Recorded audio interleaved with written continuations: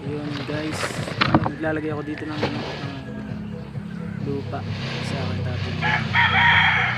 Sobrang init kasi ngayon. Yan ang lodi. Ako lalagay ng mga buto. Ilalagay ako dito pitsay sa okra at talong. Mas maganda daw kasi yung ganito para mas mataba ang lupa. Sobrang init. Dipis-pisan ako dito eh. Update ko lang kayo sa mga sili. Ang lalaki na ng sili. Ang aking sili, malaki na yung aking sili. Ito yung mga silang ano lang to, sobrang halang, bubunga na. Yun, ano to? Ito yung ano, marang. May marang pala ako guys. Lilipat natin, babakod natin yan. May hilag na.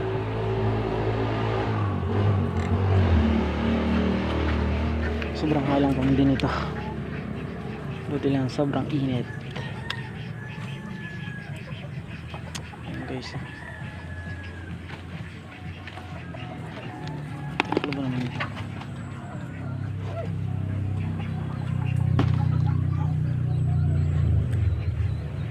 Ito yung labuyo. Ito yung labuyong pula.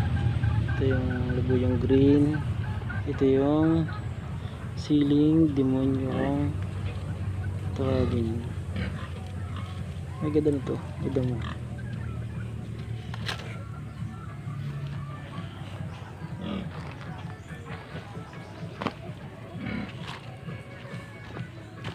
Ito naman nagtanim ako ng ano nga to? Sitaw. Sitaw yan guys.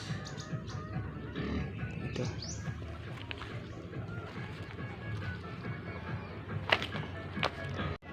At ito yung aking sibuyas. Guys, mga lodi, may bunga na yung aking kamatis. Oh. Ito yung aking okra. Ayan.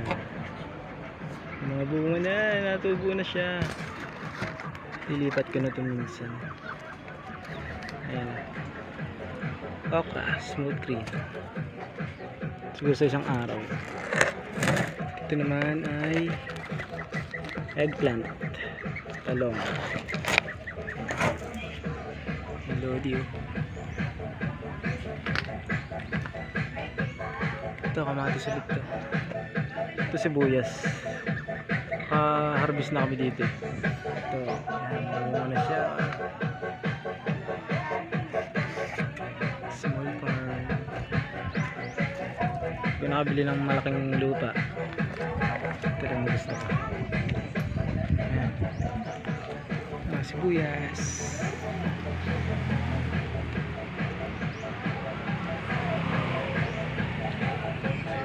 Guys, ito naman yung aking malaking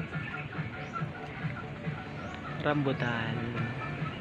Naminig din yung minigyan yung mga lodi. Nagalay mga inti ko. Ayan. Ayan ko yan. Mga papaya.